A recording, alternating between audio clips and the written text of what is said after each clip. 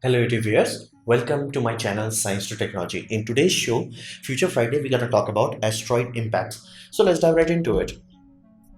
Well, first we have to understand what the heck we are talking about. We are talking about there are objects in space. Now, not every object in space has a category like basically where you have sun, star, you have planets, you have moons. There are many things that are quote unquote leftover. Now, these things are small by all those standards, by compared to moon, by compared to a planet, but they are still huge compared to humans. So basically, you are talking about flying skyscrapers and flying mountains. They are still huge. There is a lot of them. Specifically for Earth, you have Mercury, Venus, Earth, Mars. The moment you go after Mars, there is a giant belt known as asteroid belt, which has a lot of this stuff.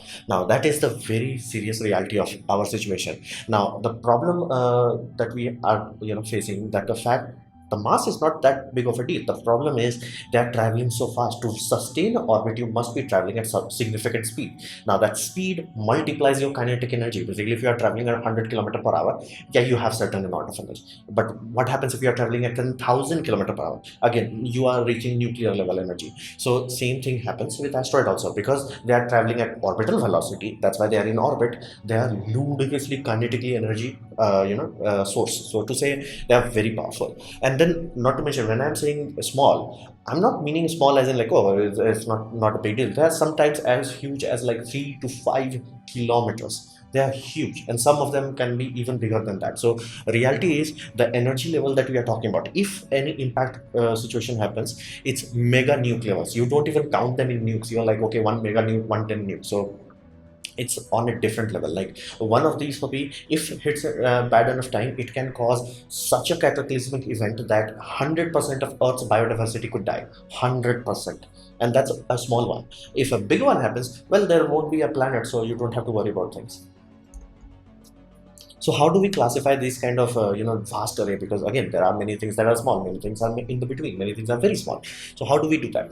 Well, there are two primary categories. One of them is rocky bodies, another is icy body. Now, icy bodies have Earth has a kind of quote unquote sun shield. It's basically, if it starts to come closer to Earth, it becomes like starts to evaporate, and you see a tail. That's what makes a comet. So, benefit of that, it inherently is losing a lot of mass while it's coming towards Earth. So it's no longer like a big giant mess that could destroy us, and it's very easy to spot. So that also helps us to track it. Then we have to worry about two core aspects: gravity and density. Now, gravity and density, they are not generally as basically collaged as big bodies. Big bodies, they're very simple, like gravity equals density.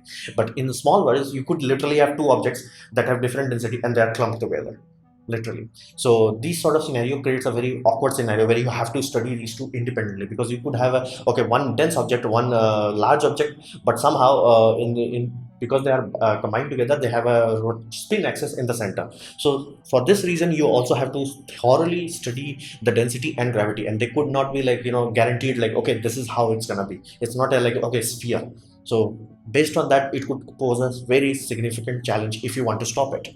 Then there are categories for us, which category is basically anything below 50 meters. Say bye bye to your city if it ever falls on it. So this came into people's focus simply because of Russia's event. Now, are there things that are this size falling on Earth? Yes, they are falling regularly, because we have multiple satellite networks which track what we call fireballs. So if anything big enough hits the atmosphere and it dumps enough energy, the satellite will be triggered, and we're gonna catalog these kind of events. And most of them happens overseas, so people are not that serious about it. Like NASA has a whole catalog that you can see, like, okay, this multi-megaton explosion happened here, multi-gigaton happened here, and all that jazz. It's normal, it happens. But that Russia event is so unique. First, we got a lot of footage on that. Second, nobody knew about it. Third, it was like the if it had managed to touch the surface, that city would have been like removed from maps. Basically, maps would simply say, oh, there this incident in 2012 or something like that, February 2012. I forgot the year. So reality of that scenario happened to finally hit humanity. It's like, oh no, I'm here and I can disappear the next moment. So people like started to scramble, and not to mention because there are so many basically dash cams that thorough analysis could be done very easily. I mean, like, think of it this way: how powerful this event was. Like, it detonated in almost upper atmosphere, and the shockwave took more than 10 minutes to reach downsphere, and then it destroyed every window and more down many weak walls. So it's a very significant energy budget that we are talking about. If it had not come in a shallow angle, if it had come directly, bang, yeah, bye bye, bye bye. Like, we would not even think about like Chernobyl or Fukushima or basically Nagasaki and Hiroshima. We would not even think about them. Like, yeah, this is the next disaster. So these are what we call city killer. It happens in your city, bye bye city. Then we have 150 meters. Now this is what we call country killer. Basically, at this point, you cannot evacuate, because again, let's say it happens in China. How the heck you gonna evacuate around 2 billion people? Or let's say it happens in India, same thing. How the heck you gonna evacuate almost 2 billion people? So reality is, country killer is a cataclysmic event on a level that we cannot handle. Then we come to 500 meters. Now, at this point, this will directly change Earth. Basically, if it hits, the amount of ash that it will throw away on the atmosphere, the amount of debris it will throw in the upper atmosphere, it will literally cover the Earth. It's like, bro, you don't need sunlight anymore. So the severe backlash of lack of photosynthesis will literally annihilate biodiversity on this Earth. So at this point, you don't have to worry about things, because we reached a point where it's like, don't think about it. Then we have even bigger ones, if that was not enough. Then we have the 5 kilometers size and bigger. At that point, this is what we call planet killer, because this can inherently hurt planet. Basically, not only it can change the spin and orbit and all that jazz. Again, it's not going to knock us out. It does not have that kind of energy, but it has enough that geologically you can measure it, so to say. So classifications are very serious just for us, like just to give you a context of that. And we cannot track 50-meter one. That's why that was the another wake up call. It's like, wait a minute, you are telling me that any moment in time, city can be just removed from the map. Like, because most of the time we are lucky simply because most of these are happening overseas. Nobody gives a damn. But if it happens on a city, and not to mention the number of cities are also growing. How many cities and densely populated centers are, those are also growing. So the fact that almost 1 million people could just poof, that's horrifying. Then we come to how the heck we are detecting it. Well, first line is detection. You have to detect it in order to analyze it. So we have early warning. Now, early warning is very critical, and it's almost automated at this point in time. And another aspect people have to understand, you may think, okay, our space industry is progressing drastically fast. And like, the USA will go from having not a single manned vehicle to 3 manned vehicle by 2025. And Falcon 9 is like so fine-tuned at this point in time. Like, you want to order a rocket, they're like, dude, give us 2 months, we're gonna give you a rocket, or maybe even 1 month. So we are reaching a point, more and more countries are building reusable vehicle, more and more rockets are being built. So you may think, okay, we can easily mount a response. That's true in terms of rocket, not in terms of payload. Payload still takes years to build. So any payload that you see flying on a rocket today, unless it's a CubeSat, it would have taken upwards of 5 to 10 years to build. So that's the whole aspect that people have to think in terms of year management. Is like, okay, we have only 1 year left. People will simply think about evacuation, because again, even if you can get a rocket, not to mention our rockets are fast and powerful, but they're not that powerful that if something is coming from, let's say, Mars or something even further off, let's say Jupiter or Saturn, yeah, it's gonna take very long time. So we may not even reach there in time to make a difference. So for this reason, we are in a scenario where it's like, not very comfortable. However, there is one saving grace, is that bigger objects are, the easier they are tracked, because again, their surface area is huge. That allows us to see them easily. So there are many small telescopes and even big ones that do what we call sky survey. Basically, they take snapshots. If anything is moving, they will catalog it again and then do that photo again. And if they see, okay, this is a new object, it does not match into the database, and then it will trigger an alert. Now again, if a computer will still be running the algorithm to figure out what is the trajectory. If trajectory says that there's even 1.111% probability of it hitting Earth, that goes to highest priority, and then everything else would be focused on that. Like, every telescope that can be oriented there would be oriented there to find out, to fine tune the trajectory and all that. And this happens every day. Like, there are hundreds of these objects that we are tracking. So the bigger they are, the easier they are. However, the big I am saying, I'm talking about planet killer, bio killer, and you can say country killer. We can detect 150-meter kind of rocks. Now, the smaller they are, the harder it is. Basically, that's the most horrifying aspect. Is that ground-based observation simply has no way of knowing anything that is like less than 50 meters. And like even 50 meters, I'm giving them too much credit.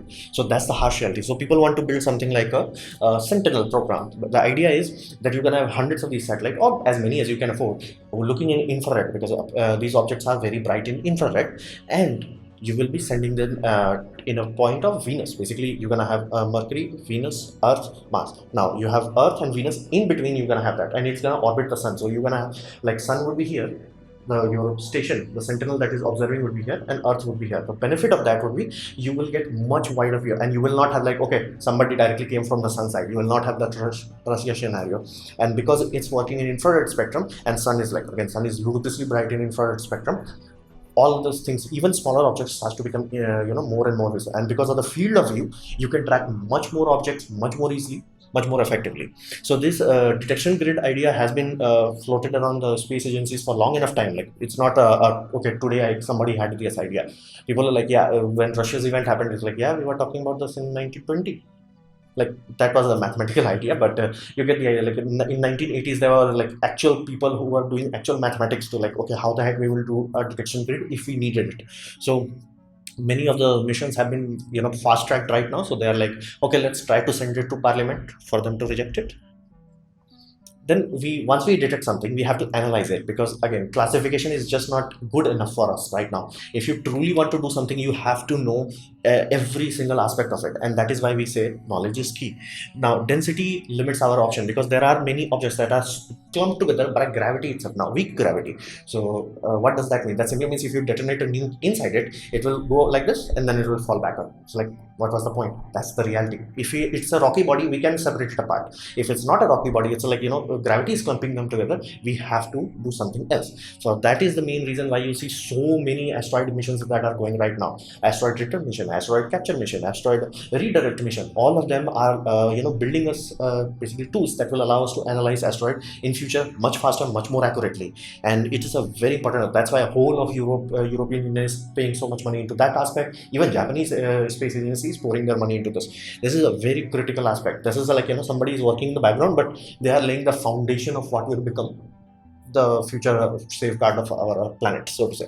Now, time is a force multiplier here. You will always see people say, hey, we need to detect it in 10 years ahead, or 5 years ahead, or like 50 years ahead. Why the heck they are so focused on that much? Well, the reality is that the earlier we detected, the more multiplication we can do. What does that mean? Let's say there is this planet killer. It's like 10-kilometer big. It's huge, dense. We cannot blow it up. Like flat out, we do not have anything that can blow it up.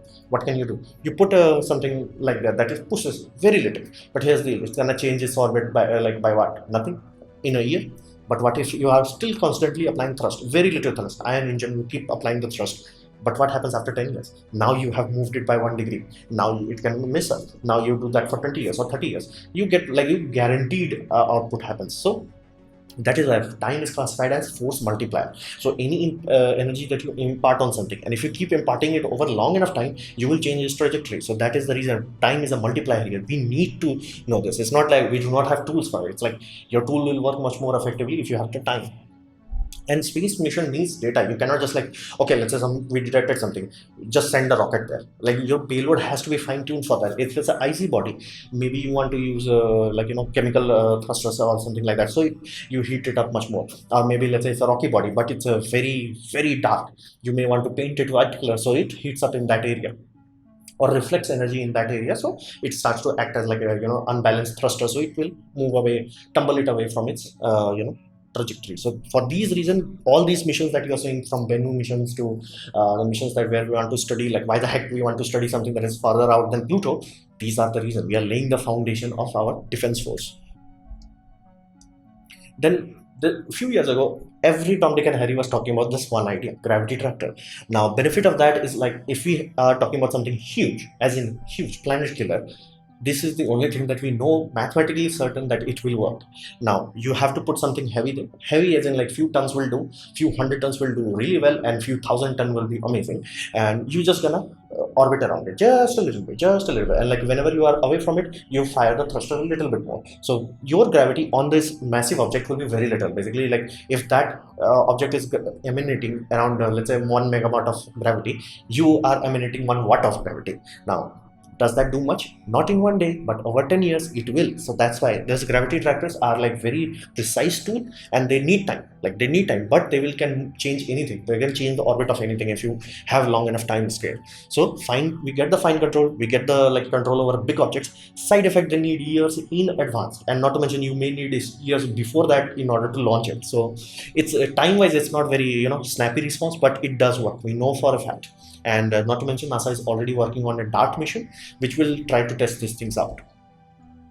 Then recently, as more and more rockets have been built, and recently NASA did what we call a demo run, where it's like, okay, this has tried, how the heck you gonna stop it? It was done very seriously, like every single tool, every single satellite, every thing that could be acquired for this mission, it was done, because like they actually wanted to figure it out, like how the heck we gonna respond, how the heck we gonna analyze it, like how to like basically figure it things out. So idea came from that, let's nuke it near it. So what does that mean? You're gonna take an object, you're gonna put a nuclear bomb as close to it as your mathematics will suggest, and you're just gonna detonate it.